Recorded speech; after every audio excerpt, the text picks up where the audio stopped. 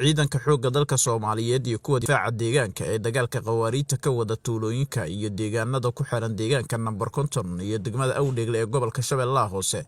ayaa maanta la soo gaarsiiyay neef geel iyo cuntadiisa oo ka timid Cumar Maxamed Cabdi Owkar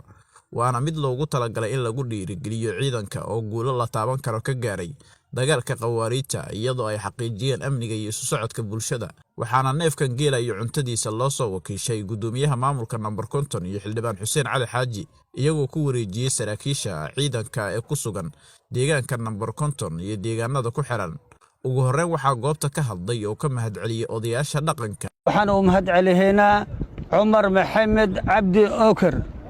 qurbo joogta oo jooga Mareykan wixii qurbo joog ah war ku dayda Cumar Maxamed Cabdi ku dayda maanta waxaa joognaa degmada number 50 joognaa waxaan u mahadcelinaynaa wiilkaaga Cumar Maxamed Cabdi Owkar oo u mahadcelinaynaa macayrahan wixii kale walaalaha ay qurbo joogta inay ku daydaan maanta waxaas noo keenay neef geel waa ciiduna maanta macal odayaashii macal maamulkii macal maxayrahan dhalinyarada ciidamada xoogga nisa ahaadaan military ahaadaan wixii jooga maanta waa yoomal farax yoomal ciid way odayaashanya iyo culumadanya iyo ilaahay waa ku roon yahay maamulkanya dhammaan salaanta islaamka waa ku salaaminaa assalaamu calaykum waraxmatullaahi wabarakaatuh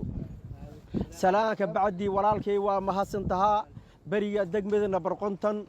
waa nuurisay waxaad ku nuurisay ilaahay waa ku roon yahay ciidankaada iyo odayaashaada iyo maamulkaada ninkii neef geel iyo cuntadiisu u keenaa tahaa walaalkay waa ku mahadsantaha waana ku duceeynaa khayr Allah ku siiyo Maxamuud Said Axmed gudoomiye ku-xigeenka arrimaha bulshada degmada Awdheegle oo kalmado kooban goobta ka jeediyay ayaa sheegay in tani dhiirigelin ay u tahay ciidanka xoogga dalka Soomaaliyeed iyo kuwa difaaca deegaanka ee dagaalka kula jira kooxaha qawaariinta taliyaha deegaanka number 50 gudoomiyaha Maxamed Maxamuud Owkar ku-xigeenada odayaasha dhaqanka kullu waa salaamatihiin assalaamu calaykum waraxmatullaahi wabarakaatuh mar labaad waxa uu mahadcelinaynaa walaalkaan sidii gudoomiyaha horta uu sheegay Cumar Maxamed Owkar joogo jaaliyadaha hormuudka jaaliyadaha ah nin ku dayasho mudan dhiirigelin oo ciidanka iyo shacabka guud ahaan iyo maamulka maanta u sameeyay insha Allah taala waxa leenahay maanta ha ka gaarto ilaahayna ajir xasanaad ha ka siiyo bulshadana waa ku jeceshahay meesha joogtan waa laga warqabaa sadna warqabta kaga warqabnaa Maxamed Maxamuud gudoomiyaha deegaanka number 50 oo ku wareejiyay saraakiisha ciidanka ayaa kaga mahadceliyay Cumar Maxamed Cabdi Owkar neefkan geela iyo cuntadiisa waxaana uu sheegay in tani ay dhiirigelin u tahay ciidanka xoogga dalka Soomaaliyeed iyo kuwa difaaca deegaanka ee guulo la taaban kara ka gaaray dagaalka qawaariinta isagoo ugu baaqay qurbo joogta kale inay ku soo daysadaan isla markaana loo baahan yahay in deegaanka la soo gaarsiiyo adeegyada aasaasiga oo xilligan baahiyo fara badan ay ka jiraan maanta waxa ku sugannahay saldhigga number 50 dhammaan maamulka ciidamada amniga taliyaasha saraakiisha gudoomiye ku-xigeenka arrimaha bulshada degmada Awdheegle taliyaha 14 October Cali Caato taliyaha nabad sugidda iyo deegaanka number 50 maadii cadow odayaasha ciidamada kulley maanta waxay noo tahay maalin farxad waxaana farxadan sabab u ahaa ama kaalin weyn ka qaatay walaalkeen Cumar Maxamed Owkar oo qurbo joogta banaanka inaga jirta oo America ku sugan sidoo kale xildhibaankeena Xuseen Cali Xaaji saaxiibkeena Aweesokay dhammaan waxa laga qayb qaatay sidii bulshada reer number 50 iyo ciidanka iyo maamulka liskaga garabsan lahay sidii deegaanka horumar loo gaarsiin lahay hore loo sii socolahay dalkana qaybihiisa dhiman loo sii xorey lahaa marka Cumar Maxamed Owkar asaga neefkan geeyo maanta saldhigga dhex taagan